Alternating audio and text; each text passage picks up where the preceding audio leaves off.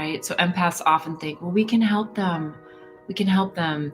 Oh, I know why they're doing that. I know why they're doing that because they're, their inner wounded child, or, whatever the storylines are. So we're always wanting to give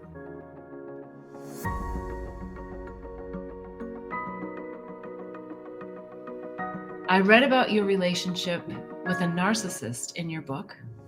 I'm dating one now and find it fascinating that I can't get out, even with the awareness I have. Any wisdom you can share about how to get out? Yeah, I think this is a whole book in and of itself, right? Narcissists can be really challenging, especially for empaths, and that is definitely a thing, the narcissist empath relationship, because narcissists really come at it from a really all about me perspective and a manipulation and how can I get what I want, and there's a lot to be learned from that. What we want to do is make sure that if we're moving into, and I've talked about this before about being a spiritual narcissist, and I say that sort of jokingly, but it's really more about standing in our truth and knowing our truth and putting our truth out there. So when you're in a relationship with a narcissist, there is something really, really juicy in there for you. It's never fun, doesn't feel good. I'm not trying to downplay, how it feels very much like a trap, but it's a trap that you've asked them to actually play for you so that you can get into the strength of your truth, of who you are and what you believe and what you think. And when you actually move into that energy where you're not going to see someone else's power as stronger than yours, the narcissist will fall away, because then there's nothing to play with. They can't play with you anymore. They can't. The image I get is like when a cat gets a mouse and they banter it around. They'll just keep bantering you until you take your own power back. And so that's always a really, really predominant lesson when it comes to narcissists and empaths. There's something about yourself that you're not stepping into, that you're not feeling confident about. And that was part of the situation for me as well. I wanted to help heal that person, right? So empaths often think, well, we can help them. We can help them. Oh, I know why they're doing that. I know why they're doing that because they're, their inner wounded child, or, whatever the storylines are. So we're always wanting to give the spiritual passes. And so we need to find a way to walk away. Okay, I'm giving this person a spiritual pass. This is not the relationship I want. This is not where I want to be. This is not where I want to put my energy and my focus. So some of the things that you can do is, number one, have the awareness, which I think you do because you asked the question. And number two, really go deep within yourself, what it is that your hook is with this person, because most of the times it's because you're being attracted to the power, the perception of power that they're emulating. So you need to get back into your own power.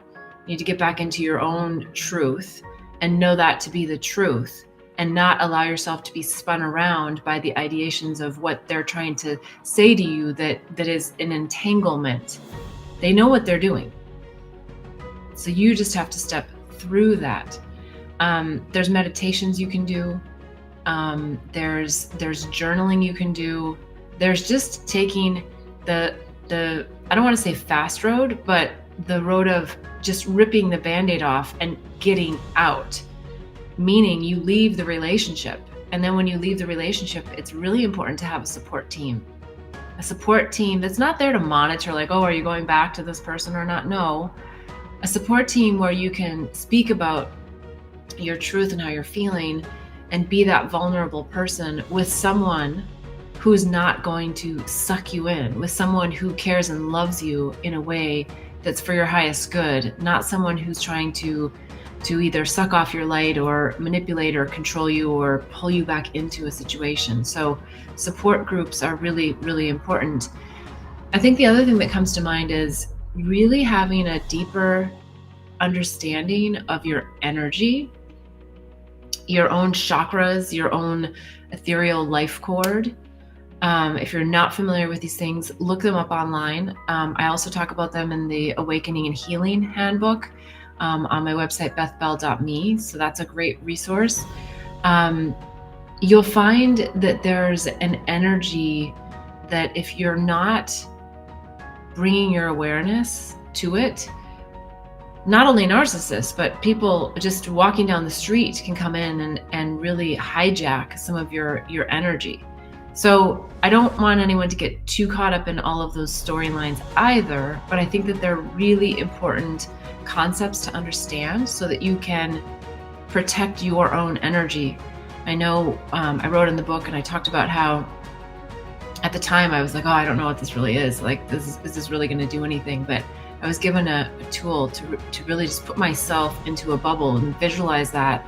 And, visualize I think it was a purple light, that was enveloping me, whether it's purple or it's white, bright light, something that just gives you a reprieve from others coming in is a really great first step. Because then they're really embodying your energy system and you're not allowing all of this to come at you in the same way. And it provides just a nice little cocoon. So hopefully those tips are helpful. Again, the Awakening and Healing Handbook gives a lot more insights on some of these modalities, and your awareness is just a really great first step. And if you have any more questions, please write them in the comments. I'm happy to elaborate further on this topic next week or even this week if someone's able to ask the question before the show ends.